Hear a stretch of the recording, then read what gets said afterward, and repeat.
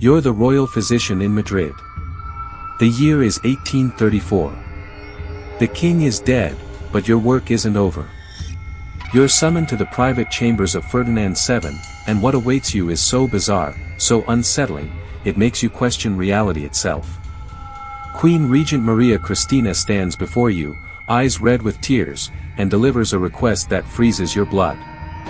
As you approach the king's bed, it's not his face that stops you, it's what lies beneath the sheets. The source of his shame, his pride, and countless palace rumors, Ferdinand's grotesquely oversized, misshapen endowment.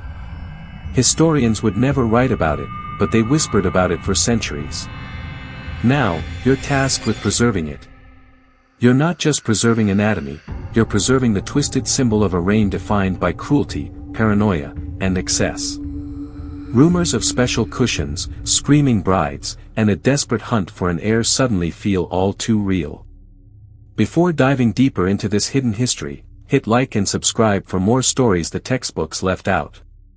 And tell me in the comments, where are you listening from? To understand Ferdinand VII, you have to understand he was born cursed, not by magic, but by generations of royal inbreeding. The Spanish Bourbons and Habsburgs married cousin to cousin for centuries. Ferdinand, born in 1784, was the product of that genetic decay. By adolescence, court doctors were whispering about a bizarre anomaly, an endowment so large and deformed it defied science. One physician described it as, a member of such peculiar form and size that intimacy may be near impossible. Another compared it to a walking stick, thin at the base, thick at the end. In a time when smaller proportions were seen as noble and refined, Ferdinand's anatomy marked him as a freak. The court mocked him behind closed doors. That shame festered into bitterness.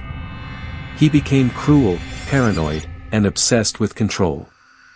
One day, a page accidentally walked in on him. Ferdinand had the boy flogged and his family exiled. No one would witness the king's secret and go unpunished. What should have been a private struggle became the twisted legacy of a broken ruler. And this is only the beginning. Dr. Francisco Flores, Ferdinand's personal physician, left behind secret notes detailing the king's disturbing condition. His Majesty's member, he wrote, is bizarrely shaped, narrow at the base, grossly thick near the end, nearly 10 inches long when aroused, and far larger when aroused. Strange tissue growths and severe curvature made normal intimacy impossible. Royal craftsmen were secretly ordered to build marital aids, pillows and supports to prevent injury to future queens. But the real damage was psychological. Ferdinand became obsessed with potions and elixirs, spending fortunes on bogus remedies made from rhino horn, pearls, and exotic herbs. Some were meant to shrink his anatomy, others to boost fertility. None worked. In 1802, Ferdinand married his cousin, Princess Maria Antonia of Naples. Young and idealistic, she had no idea what awaited her. On their wedding night, her screams echoed through the palace. Witnesses said she cried, "Monster," upon seeing her husband's grotesque anatomy, twisted, swollen, and unnatural. The night turned clinical, oils applied, cushions arranged, physicians guiding the act like a surgical procedure. Maria Antonia was given laudanum just to endure it. Over time, she grew dependent on the drug, suffering severe trauma with every failed attempt to conceive. The process became mechanical and nightmarish. Desperate for an heir, Ferdinand resorted to darker tactics. He commissioned restraints to hold his wife in place and turned to mystics who claimed his deformity was divine. For months, they performed bizarre rituals to unlock his fertility. Twice, Maria Antonia conceived, but both pregnancies ended in tragedy. The second nearly killed her. Afterward, she was never the same, mentally or physically. Ferdinand blamed her, accusing her of sabotage and sin. She believed she was cursed and spent her final months in prayer, broken by guilt. Maria Antonia died in 1807 at just 21. Though officially listed as fever, the real cause was despair. Rumors swirled that Ferdinand had her poisoned, especially after the palace apothecary mysteriously died days later. The king's response was chilling. Within weeks, he was searching for a new wife. Behind closed doors, his doctors worked on stranger solutions, tools, surgeries, anything to make his next marriage work. But nothing could fix Ferdinand himself, a man broken not just in body, but in soul. Ferdinand's dysfunction didn't just deform his body, it warped his soul. Servants were dismissed, or disappeared, for catching accidental glimpses of him. Guards who failed to maintain total secrecy were exiled to the empire's most dangerous frontiers. He became obsessed with the idea that people were mocking him, and they were, but his violent reactions went far beyond reason. By 1807, Ferdinand was at the center of a conspiracy to overthrow his father and minister Godard. The nobles backing him didn't realize they were empowering a man consumed by sexual shame and emotional instability. His allies called him El Deseado, the desired one, spreading propaganda that painted him as Spain's savior, even as they quietly worried about his erratic behavior. The plan collapsed with the Escorial conspiracy of October 1807, when Ferdinand was caught plotting a coup with Napoleon's support. Instead of defending his fellow plotters, he betrayed every one of them, offering full confessions and begging his parents for forgiveness. This pattern of using people and discarding them would define his entire reign. Meanwhile, court doctors noted his condition was worsening. His organ continued growing, further deforming, possibly due to a rare hormonal disorder. Realizing traditional intimacy was impossible, the palace began choosing wives who could be controlled or coerced, and artisans developed increasingly elaborate marital aids to accommodate his needs. Some craftsmen later turned up dead, likely silenced to protect the crown's darkest secret. After being forced to abdicate in 1808, Ferdinand spent 6 humiliating years imprisoned in France. Napoleon's doctors, free from Spanish court protocols, examined him obsessively. Their medical reports describe a genital deformity so extreme it defied human anatomy. Some believed it was the result of overlapping genetic disorders, a perfect storm of inbreeding. Ironically, while patriots bled for his restoration, Ferdinand obsessed over his own sexual problems. He sent desperate letters to European royals, seeking brides who might endure his special condition. Spain burned, and Ferdinand planned his next wedding night. When he returned to Spain in 1814, the public greeted him like a messiah. But instead of rewarding his supporters, he focused on finding a new wife. His reign began with what historians now call the ominous decade, a period not just of political oppression, but personal obsession. His sexual failure and political tyranny became inseparable. His first act as king. Commissioning a new round of marital devices, this time from craftsmen across Europe, including the Ottoman Empire. Hidden chambers in the palace housed his grotesque collection of intimate instruments. In 1816, he married Maria Isabel of Portugal, another cousin. At 19, she arrived in Madrid hopeful but unprepared. Her ladies-in-waiting had been warned of Ferdinand's needs, but nothing prepared her for the horror. Despite weeks of consultation with doctors and even a rumored Ottoman specialist, the wedding night was a disaster. Screams of pain echoed through the palace. Servants found blood, broken furniture, and signs of brutal trauma. Maria Isabel was never the same. She developed a stutter, nightmares, and what we now recognize as PTSD. Ferdinand saw her fear as betrayal. He had her letters read, food tested, chambers searched, convinced she was conspiring to humiliate him.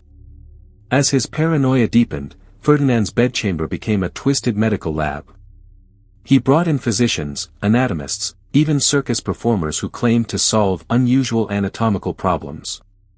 One physician wrote that Ferdinand allowed foreign experts to observe his failed attempts at intercourse, turning his bedroom into a public medical theater. The humiliation was complete. Maria Isabel, now a husk of herself, stopped eating, wasted away, and wandered the palace like a ghost. Meanwhile, Spain's political crisis grew. Colonies in the Americas used Ferdinand's failures as proof that the monarchy was cursed and unfit to rule. Ferdinand's impotence became symbolic of his failing rule. His sexual shame fueled colonial revolts, with rebels mocking a king seen as weak in body and mind. His response was brutal: purges, arrests, and the return of the Inquisition, now used to hunt down gossip and dissent. He even had secret palace passages built to avoid staff seeing him with Queen Isabel, whose health collapsed under his abuse. She suffered phantom pregnancies, giving him false hope, then despair. Her eventual death in 1818 was likely suicide. Ferdinand, deep in paranoia, accused her ladies-in-waiting of murder and demanded multiple autopsies. He kept her death mask in his room, talking to it for comfort. Despite the madness, he pushed for a third marriage. Most royal families refused. Eventually, Saxony offered Maria Joseph Amalia, whose family needed money. Their union was clinical, medically planned encounters aimed solely at conception. Maria Joseph kept scientific records of each failed attempt. Ferdinand grew paranoid, convinced she was reporting on his condition to foreign powers. Spain crumbled under his distracted rule, while revolts, starvation, and mockery consumed his kingdom. In 1829, she became pregnant, shocking Europe. But complications ended in tragedy: both baby and mother died. Ferdinand lost his grip completely, refusing burial and demanding resurrections. Later that year, he married Maria Cristina of Naples, already pregnant by another man. Ferdinand embraced the lie to secure a successor. The child, Isabella II, was never his, but he maintained the illusion. In his final years, still obsessed with siring a legitimate heir, he continued forced, humiliating attempts at conception. Spain, meanwhile, slipped further into ruin, its decline tied to the body and mind of a broken king. As Ferdinand's health declined, so did his grip on reality. Obsessed with betrayal, he launched surprise raids on Queen Maria Christina's chambers, accusing her of treason without cause. He drilled peepholes to spy on her like a deranged voyeur, watching her pray, nurse, or even sit in silence. She lived in fear, moving through her rooms like a prisoner. The king's paranoia spiraled. Food tasters endured long delays and psychological torment. His obsession poisoned every relationship. Maria Christina's letters were intercepted, her emotions scrutinized. Ferdinand suspected anyone and everyone, even his infant daughter Isabella, whom he both adored and resented. Unsure if she was truly his, the court turned into a nightmare of coded speech and whispered conversations. Ferdinand shuffled guards daily, tested ministers with lies, and punished honest answers as treason.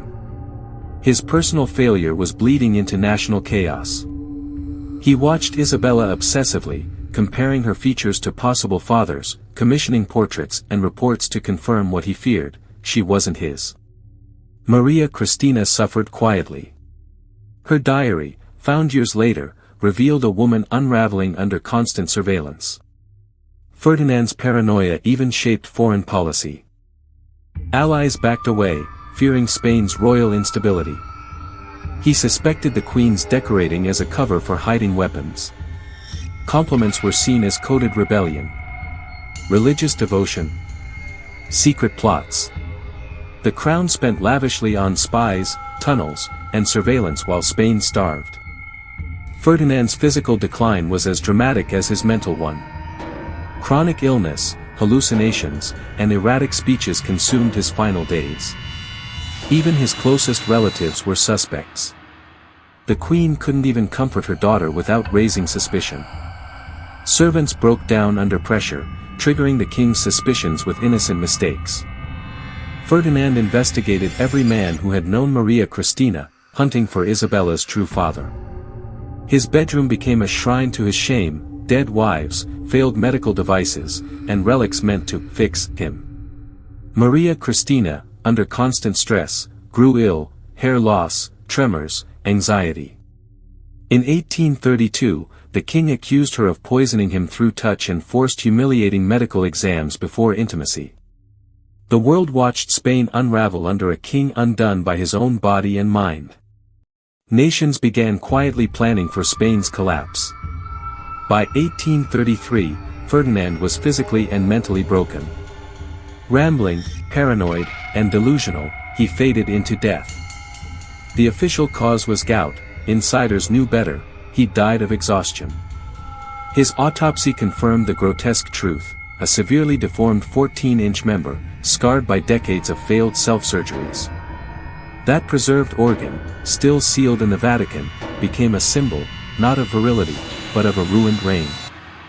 Ferdinand wasn't remembered as a great king, but as a warning, that unchecked power mixed with personal dysfunction can destroy not just a man, but a nation.